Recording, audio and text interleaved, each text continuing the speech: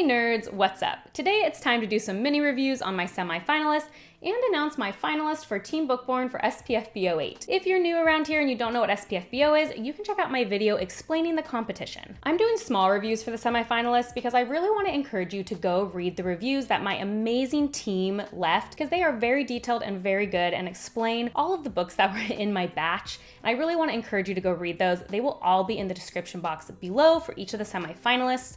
And I asked you to check them out because I appreciate my team so much. They did such a great job helping me choose books this year. Let's start with The Stones of Valtara by Christopher Clargo, and picked and reviewed for me by Michael Knipp. This was just a really exciting and twist-filled book all around, and I was very impressed with the world building. I could tell the author really knew their world intimately. They knew the politics, they knew the different motivations, and they knew where all these players were, because this was a book with a cast of a lot of characters, which I say in a positive way. Like, I'm someone who obviously likes that with things that I like, and I could see how the author was weaving these together to make the world feel really full. And that's something I obviously always like, since I'm very into world building, and I really liked the plot. It definitely starts off very exciting with a lot of mystery, and I was curious at what was happening and why. Like, I was motivated by the storyline. I think for downsides of this book is that at sometimes it felt like there were almost too many ideas in the book. A lot of the times it felt like a fire hose with how many twists were coming one after the other and stacking up without really giving me time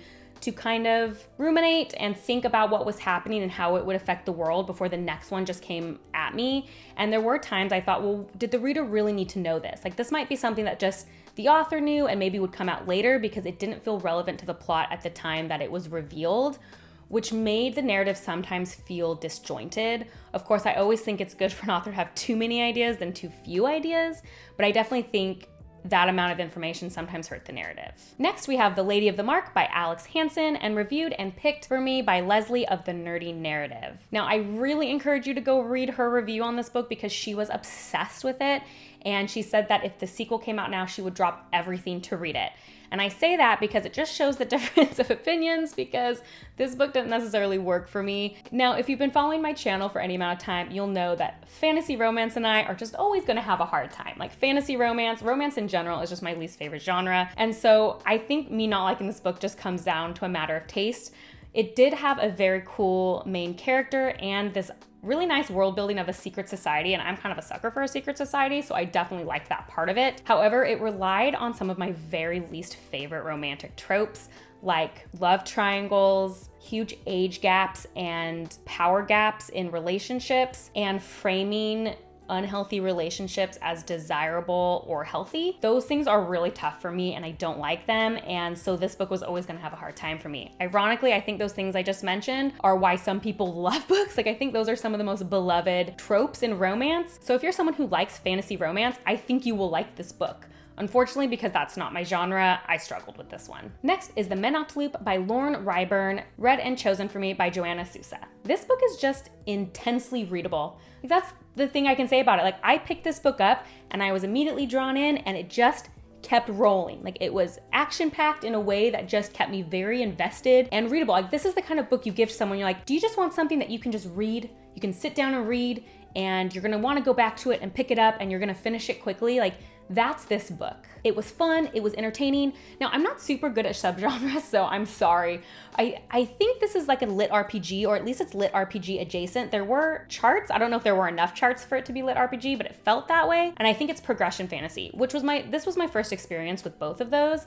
And now I see why they're such popular subgenres, because again, it's just so fun and entertaining. I was entertained. I think if there was a complaint about this book is that it maybe lacked a little bit of emotional depth, but I don't really think that was the point of this book.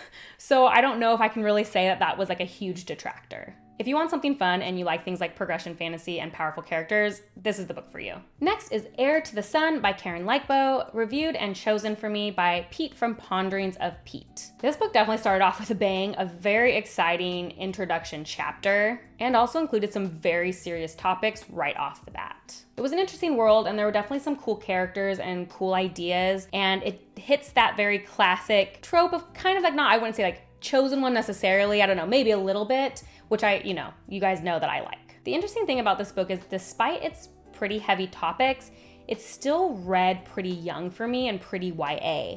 And you know I'm never somebody who says like just the age of a character or something, or cleanliness makes something YA, but the writing felt just a little juvenile in a way that felt like it was geared more towards a younger audience, even though it had serious topics, which I'm always going to struggle just a teensy bit with because I do tend to like to read narratives now that are just more adult focused. However, if you like YA and you don't mind that like slightly younger sounding book, and you like books with strong female characters and heavy topics that maybe aren't as graphic, then this could be a good book for you. And finally, last but not least, Fire of the Forebears by L.A. Buck, reviewed and chosen for me by Dom from Dominish Books. This book had great world building with high action and a great female lead. This was another book where the world felt very full to me, very developed, very realized. I understood the motivations of different countries or different locations and people, and I understood the politics that was happening and why things were happening. I was also really taken surprised by the ending. It's not like a twist ending or anything. I hate when people say twist, so this is not a spoiler.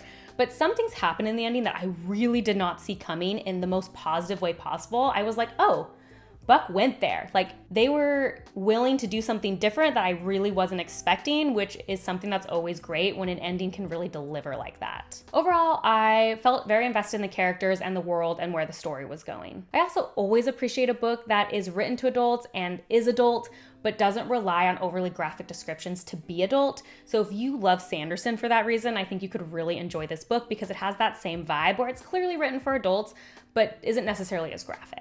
I think my negatives in this one just come from some characterization issues. With the page count that we had, I expected some relationships to just be developed a little bit more slowly. They often felt very sudden and out of the blue, and I think we had time to more slowly develop those things. Additionally, one of the main characters, Tristan, felt a little flat, like felt one-dimensional in ways that other characters didn't, and I did notice that while I was reading. He just didn't feel quite fully realized. So, without further ado, my finalist pick is The Fire of the Forebears by L.A. Buck. Overall, this book was just so polished.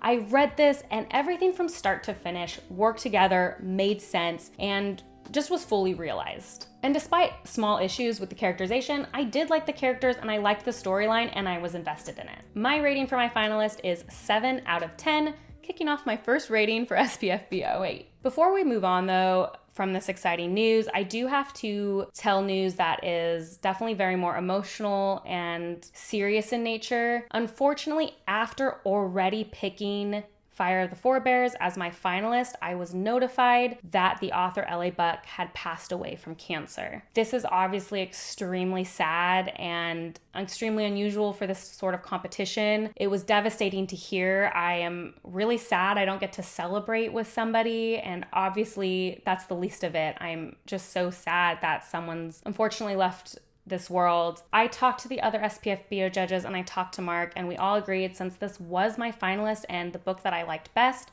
we were going to move forward with this book in the competition, as the point of the competition is to highlight great books no matter what from the self-publishing industry. I send my condolences to L.A. Buck's family, and I hope that maybe they can find comfort that a lot of people are enjoying their work. I really think people will enjoy this book, so pick it up if it sounds interesting. And I'm very, very excited to read the other finalists and for SPFBO 8 to heat up. Tell me if you're going to be following along in the comments below. I'm very excited. I'll see you guys next time. Bye.